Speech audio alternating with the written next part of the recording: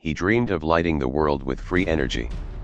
He imagined wireless communication long before smartphones. And his inventions shaped the modern age. Yet, he died alone in a small hotel room. Broke. Forgotten. This is the story of Nikola Tesla, the genius who invented the future, but was erased from his own legacy. Nikola Tesla was born in 1856 in a small village called Smiljan, in what is now Croatia. His father was a priest in the Serbian Orthodox Church. His mother, though she never went to school, was clever with her hands. She invented simple household tools and kept her family running. Tesla often said his mother was the true source of his inventing spirit. From the very beginning, Nikola was different. He had a sharp mind and a vivid imagination. As a child, he could picture machines in his head. He could turn them around in his mind and make changes without ever touching paper or tools. Later in life, he would call this gift visualization. It allowed him to build ideas in his brain before building them in real life. Tesla loved the natural world. He was fascinated by storms. When lightning flashed across the sky, he saw not just light and sound, but power. He believed that one day people would be able to capture that power and use it to change the world. His early years were not easy. Nikola suffered from strange illnesses. He often had flashes of light in his eyes, and loud sounds overwhelmed him. These struggles made him feel like an outsider, but they also pushed him deeper into his imagination. At school, Nikola stood out. He was brilliant at math and science. He could solve problems quickly, often without writing anything down. Teachers were impressed, but some doubted him. They thought his claims about memorization and mental images were too strange to be real.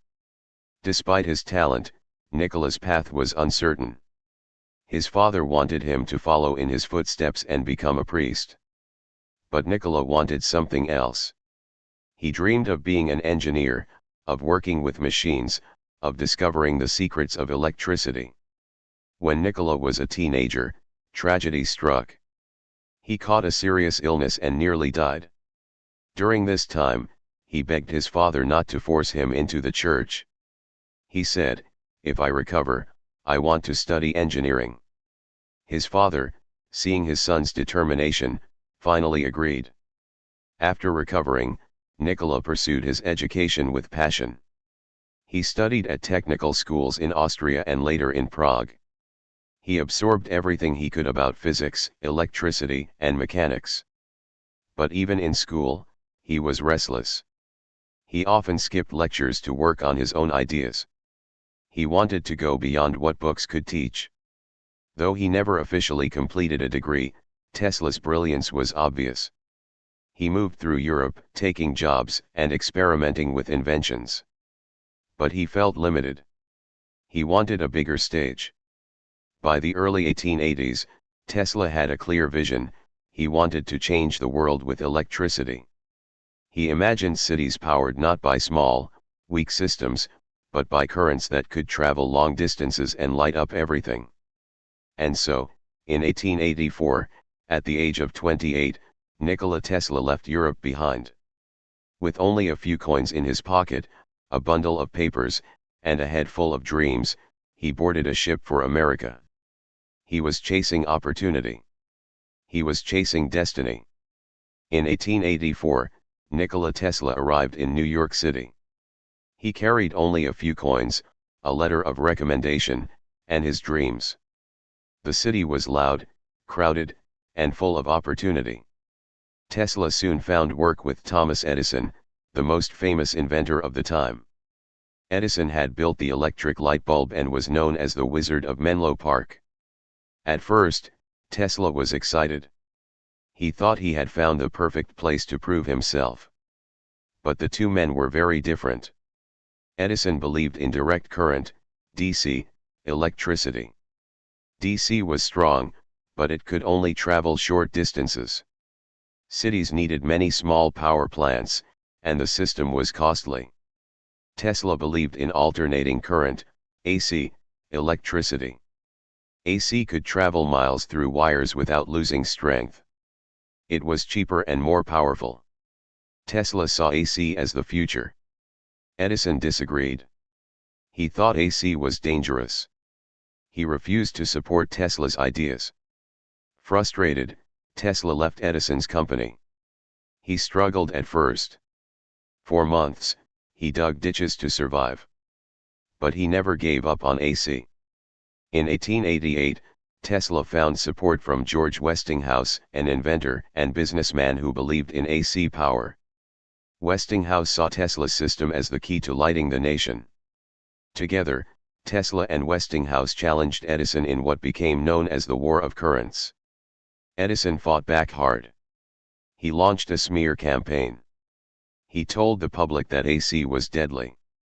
He even staged public demonstrations, electrocuting animals with AC power to scare people. The fight was brutal. Newspapers covered it as if it were a battle between two titans. Edison had fame and money. Tesla had vision and science. In 1893, the turning point came. Tesla and Westinghouse won the contract to light the World's Fair in Chicago. When the fair opened, the entire city glowed with AC power. People were amazed. The victory proved that Tesla's system was safe, efficient, and the future of electricity. Soon after, Tesla's designs were used to build the Niagara Falls power plant, one of the first hydroelectric plants in the world.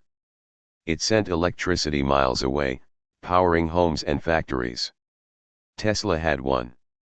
His system of alternating current became the standard for the United States, and later, the world. But victory did not bring him wealth. Westinghouse faced financial troubles and had to renegotiate their contracts. Tesla, caring little for money, tore up his agreement. He gave up what could have been millions in future royalties. For Tesla, it was never about money. It was about progress. It was about giving the world light. By the end of the 1890s, Tesla was famous. He was seen as a genius, a man who could imagine the impossible. But the world had only seen the beginning of his ideas. By the late 1890s, Nikola Tesla was no longer just an inventor. He was a visionary. People called him a wizard because his ideas seemed like magic. Tesla imagined a world where electricity flowed freely, without wires. He believed energy could be sent through the air, across oceans and continents. He believed people could talk across great distances without wires. He believed the earth itself could carry power to every home. Some laughed at him. Others called him crazy. But Tesla was serious. One of his greatest projects was the Wardenclyffe Tower, built in Long Island. The tower was tall, with a huge dome at the top. Tesla wanted it to send electricity wirelessly to the world. He dreamed of giving people free energy, no matter where they lived. But there was a problem. Investors wanted profit. One of his main backers, J.P. Morgan, asked Tesla, "Where do we put the meter?" Tesla told him there would be no meter. The energy would be free. Morgan was not impressed. Without profit, there was no business. Funding stopped. The tower was abandoned before it could be completed. Tesla's dream of global wireless power collapsed. Still, his imagination never slowed down. He experimented with radio waves, years before Marconi claimed the credit. He built machines that created sparks like artificial lightning. He designed the first ideas for hydroelectric power at Niagara Falls, which became reality. He spoke about flying machines that looked like modern drones. He even described a death ray, a beam weapon that could end wars. Newspapers loved him. Reporters printed his bold claims and fantastic visions. Tesla became both a scientist and a showman. But fame did not last. The world was moving quickly, and other inventors claimed the spotlight. When Marconi sent the first wireless signal across the Atlantic, many believed he had beaten Tesla. In truth, Tesla had done it first. But Marconi won the recognition and later, even the Nobel Prize. For Tesla, this was painful. He had seen the future more clearly than anyone. But credit was slipping through his hands. Even so, Tesla never gave up. He continued to dream of new inventions, new machines, new possibilities. He spoke of wireless communication, personal devices, and even technology that sounds like the internet today. People listened with fascination. But many also doubted him. Was he a genius, or a madman? Tesla did not care. He believed history would prove him right. As the new century began, Nikola Tesla's fortunes started to fade. He had given the world alternating current. He had imagined wireless power and radio. But his business deals collapsed, and his money disappeared. Tesla was not a businessman. He cared more about ideas than contracts. He cared more about experiments than profits. This made him vulnerable. By the 1910s, many of his projects were unfinished. The Wardenclyffe Tower stood abandoned. Investors had walked away. Other inventors claimed the credit for work Tesla had already done. Marconi was praised for radio. Edison was celebrated for electricity. Tesla was pushed aside. He lived in hotels, moving from one to another when debts piled up. Sometimes, he could not pay the bills. Friends helped him, but the once great inventor was slipping into obscurity.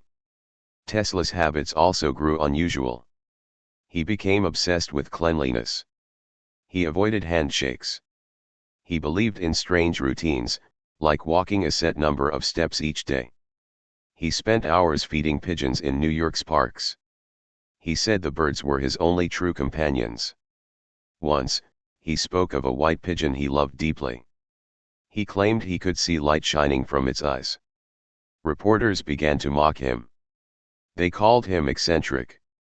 They treated him as a curiosity rather than a genius. But even in decline, Tesla never stopped thinking. He still spoke of bold inventions. He talked of death rays that could end war. He described machines that could draw energy from the earth. He claimed to have received signals from outer space. Some believed him. Most did not. By the 1930s, Tesla was nearly forgotten. He had no company, no fortune, and few friends. The man who had once been the face of the future was now seen as a relic of the past. In 1931, when the world celebrated 50 years of electricity, magazines honored Edison. Tesla's name was barely mentioned. The man who had powered the world with AC was left in the shadows. On January 7, 1943, Nikola Tesla died alone in a small hotel room in New York. He was 86 years old.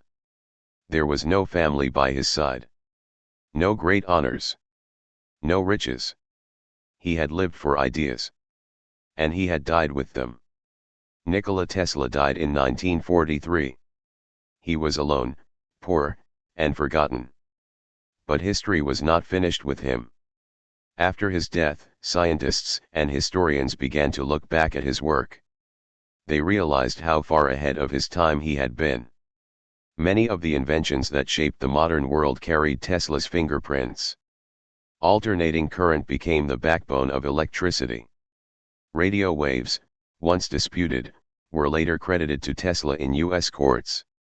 Hydroelectric power at Niagara Falls followed his vision. Wireless communication, something he predicted, became reality with cell phones and the internet. Slowly, Tesla's name began to return. Books were written about him. Documentaries explored his life.